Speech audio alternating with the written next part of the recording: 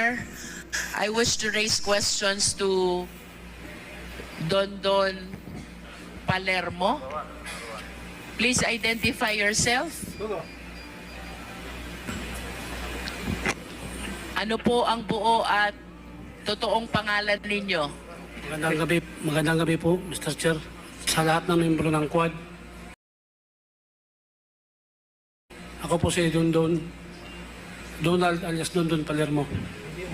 Ano pong kaugnayan ninyo dito sa pangyayari? Kaugnay ng pagkamatay ni Mayor Espinosa sa loob ng Baybay Jail Facility noong November 5, 2016. Magkatabi po kami ng silda ni Mayor. Magkatabi kayo ng selda. At habang nandun ka sa selda mo, mayroon bang sinabi sa'yo si Mayor Espinosa? Wala po. Yun bang pwesto ng selda nyo? Ay may pagkakataon ba kayong magkita, makita ang isa't isa at makapag-usap? Opo. Pag sinabi mo bang tabi, anong nasa pagitan ng selda ni Mayor at ng selda mo? Dingding ng silda namin. Ding-ding. So mula sa selda mo, makikita mo ba kung anong nangyayari kay Mayor Espinosa? Kung kailangan mo ng pera ng biglaan, ituturo ko sa'yo kung paano mangutang. Kasi sa loob, makikita ko lahat.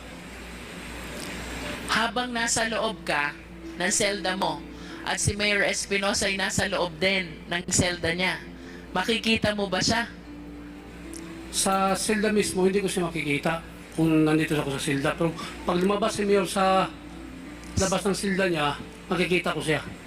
Maririnig mo ba kung ano man ang nangyayari sa loob ng selda ni Mayor Espinosa? Kung malakas po ang galaw niya doon, maririnig ko pong mahina, hindi po. Ikaw ba'y malapit kay Mayor Espinosa?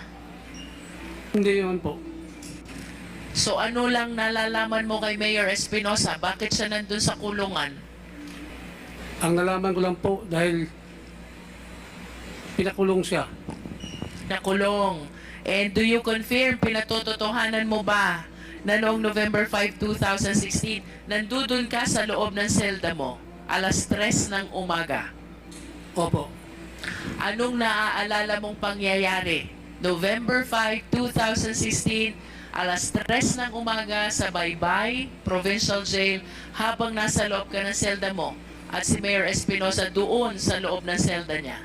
Nung araw, narinig ko na lang doon sa labas na nagkagulo sila. Tapos, Sinong nagkagulo? yung mga guard doon at Yung mga jail guards. mga jail guard. Tapos, maya-maya, medyo tahimik na sa labas, pumasok na yung tatlo na naka-mask. Tapos, pagpasok na doon sa papunta ng silda namin, nakita nila yung ilaw ng CCTV na nakasiga pa. Tapos pagkita nila doon, bumalik yung tatlo. Mamaya, babalik na yung 7 na sila, pero nakita yung CCTV, wala na, patay na yung ilaw. Tapos pagpasok na doon sa silda, sa main gate, papasok dito sa silda namin, binuksan na doon, pang 7, pasok na yung 7. Yung isa, pumunta doon sa harap ng silda ni Mayor na may pinaka sira kung sa pultahan bago pumasok doon sa silda ni Mayor. Ano yung sira? Pintuan na kahoy. Nakalak ba yung pintuan ni Mayor? Nakalak. So, nakita mo bang binuksan nila yung pintuan ni Mayor? Yung maliit na pintuan, sinira na yun dahil yung lock na yun, maliit lang eh. Nakanino ba yung susi nung lock na yon? Sa mga gwardya. Nasa gwardya. Opo. Hindi nila binuksan, sa halip sinira na nila. Opo. Ang pintuan ay kahoy. Pagkatapos nilang masira, anong sunod na nangyari? Yung isang pulis, pumasok doon sa loob, sa harap ng gate ni sila ni Mayor. Yung iba namang kasama sa 7, pumisto sila sa gilid. Ang isa pumunta doon sa Silda City, kung saan nandun si Olyap. Sabi ni Mayor dito sa silda, magandang umaga po, sir. Sinong nagsabi niyan? Si Mayor Espinosa. Si Mayor. Oh. Tapos ang sabi ni Mayor Espinosa, sir, maawa kayo, sir. Huwag niyo akong plantiran. Kahit patalim, wala po yan dito. Pakiulit mo nga anong sinabi ni Mayor? Ang sabi ni Mayor, sir, maawa kayo, sir. Kahit patalim, wala po yan dito sa loob. Tapos, nakita ko yung isa na matangkad, pumunta na yun sa gitna, doon kung saan ako nakahiga. At pumunta siya doon, tapos sabay ganun sa kamay. Pag ganun niya, yun dito sa silda ni Mayor, putok ng 2 beses. Pagtapos putok ng 2 beses, magkasabay na yun sa Silda City. Ilang beses yung putok dun sa Celda 7? Magkaparehas na sila, 2. Ting 2 putok. Oo. Patapos hinto siya, bay, ganun yung nabaril. Oh, lumaban. Tapos sabay naman yung 3 putok. Pak. Pumutok muna ng 2, saka sila nagsalita ng lumaban, nagpaputok uli ng 3. 3. Pagkatapos ng 2 putok, narinig mo pa ba ang boses ni Mayor Espinosa? Sa hindi pa yung nabaril, sabi pa ni Mayor Espinosa na, maihi muna ako, sir. Sabi naman yung nandun na pulis, huwag ka na maihi. Yun na, sabay na yung 2 putok. Pagkatapos ng 2 putok, nagsabi siya na lumaban, oh.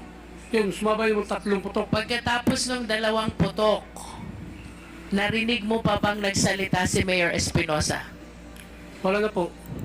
Ang narinig mong nagsalita ay yung CIDG sa loob na nagsalita ng lumaban.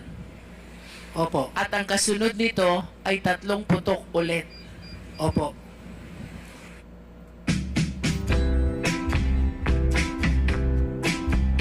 One hand on. Opo. At ang kasunod nito ay 3 putok ulit. Opo. May pagkataon kaya siya or kakayanan na lumaban dito sa mga pulis na pumasok sa selda niya? Hindi po. Nalalaman mo ba kung si Mayor Espinosa ay may itinatagong armas o baril sa loob ng selda niya? Hindi po. Nung nagmamakaawa si Mayor Espinosa, wala akong patalim, maawa na kayo? Anong sinagot nung mga pulis na pumasok? Wala po.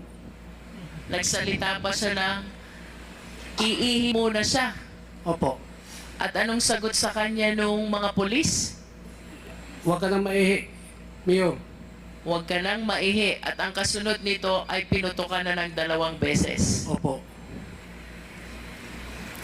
Anong sunod na nangyari pagkatapos nitong kabuuan na 5 putok na narinig mo sa selda ni Mayor Espinosa at 2 putok na narinig mo sa selda ni Raul Yap? Pwede pakiulit po. Anong sunod na nangyari pagkatapos nitong 5 putok na narinig mo sa selda ni Mayor Espinosa at 2 putok na narinig mo sa selda ni Raul Yap? Hindi po, magkaparehas lang po ang putok nila sa Silda City at saka Silda Ono. Ibig sabihin ba doon kay Raul Yap pagkatapos ng 2 putok ay may kasunod din ito? Opo. Ilan naman ang kasunod na putok? Hindi ko mabilang dahil magkasabay sila, halos magkasabay yung 2 eh. Pag hinto dito kami, hinto na po dun sa kabila. Pagkatapos ng mga putok na narinig mo sa 2 selda, anong sunod na nangyari? Pagkatapos noon, yung bumaril pumunta dito sa harap sa silda ko. Tapos yung isang mama, nakabunit lahat, maliit na mama, yung isa may 2 baril, may baril isa, tapos yung isa dito sa paa niya, nakalagay. Tapos pumasok siya doon sa silda ni Mayor, yung sa kamay niya na baril, pag alis niya sa silda ni Mayor, wala na yung sa kamay niya. Tapos pumunta siya doon sa silda ni Raul Yap, ang baril nandito sa paa niya, pagbalik niya dito, wala na rin. Anong paniniwala mo? Bakit nawala yung baril na nakasuksok sa hita nila? Ang paniwala ko, yun ang nilagay na baril dun sa kay Mayor at saka Raul Yap.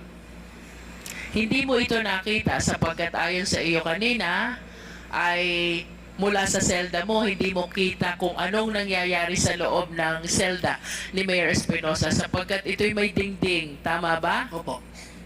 Pero bakit ka naniniwala na itong baril na ito'y inilagay lang sa kamay ni Mayor Espinosa? Sa silda ni Mayor na may hawak pa na baril. Tapos paglabas niya sa silda ni Mayor, wala na yung baril na hawak niya. Tapos, Kanina sabi mo nasa hita. Nasaan ba yung baril na yon? dalawa kasing ang sa kamay, tapos yung isa sa hita. Yung sa kamay, pagpasok niya doon sa silda ni Mayor Espinosa, yung sa kamay na hawak niya, wala na. Tapos pumunta siya doon sa silda ni Raul Yap. Pagbalik niya dito sa palabas, yung sa paa, wala na rin. So isang pulis lang itong tinutukoy mo na pinaniniwalaan mong naglagay ng baril kay Mayor Espinosa at kay Raul Yap. Opo. Yung nasa kamay, ang iniwan doon kay Mayor Espinosa. At yung nasa hita, ito ang iniwan kay Raul Yap. Opo. Anong sunod na nangyari? Tapos noon, lumabas sila. Tapos, nagtanong sila kung sino pa yung may drugs na kaso dito sa loob. Ay sabi ko, wala na pong kasong drugs sa loob. Dahil yung bago pa sila nagpasok doon sa loob, lahat ng mga drugs doon, nag-usap-usapan kami doon sa compound na lahat ng drugs, huwag kayong aamin na drugs. Dahil sisigurado ko na isama sa pag may pumasok dito na itumba. Dahil alam na namin na sunod na yung si Mayor eh. Dahil tapos ng kolonya, tapos sub-jail. Yata eh. Yun. Paano nyo alam na sunod si Mayor na papatayin? Dahil nandyan na sa lista ni Mayor ni Duterte yun eh. Nasa listahan. Oh, sinabi ni Duterte na lahat ng sangkot sa droga papatayin. Kaya alam na namin na tapos na yung kolonya, tapos sub-jail. Sino yung city jail. kolonya? Iwan ko kung sino ba yung napatay sa Amoy Colony. Tapos Ano yun? Pakiulit mo? Amoy Colony. Aboy Colony. So may napatay din sa kolonya, Oo. may napatay din sa Aboy Colony. Hindi. Amoy Colony. Kasama lang yan, kolonya. Iisa lang yan, Amoy Colony o kolonya. Amoy. Abuyog Colony. Oo. Ilan ang napatay doon sa Abuyog Colony? Yung balita dun, pang dalawa yata yung nabalita ng Miss TV. Dalawa. Tapos sa BJMP, isa. Si Isa. Intoy. Bago si Mayor. O, yung pangyayari doon Yog at saka doon sa BJMP, yun ang dahilan. Kaya naniniwala kayong kasunod. At nung pinag-usapan nyo ito na walang aamin na may kasong droga, kasama ba si Mayor doon sa pag-uusap? Picturean mo. Wala. Wala po. So, si Raul Yap, kasama ba doon sa pag-uusap? Opo. Kasama siya. Eh, bakit hindi nyo sinali si Mayor doon sa pag-uusap nyo? Ano siya basta makapunta dun sa loob. Dahil ibang silda siya. Dahil nakahiwalay siya. Oo. At Dahil- ikaw ba sa iyong nasaksihan noong November 5, 2016, alas 3 ng umaga, ikaw ba'y naniniwalang si Mayor Espinosa ay biktima ng extrajudicial killing? Opo. Naniniwala ka din ba na ang pagkamatay ni Raul Yap ay bahagi din ng extrajudicial killing? Opo. May we request the Secretariat to please flash the picture? Taking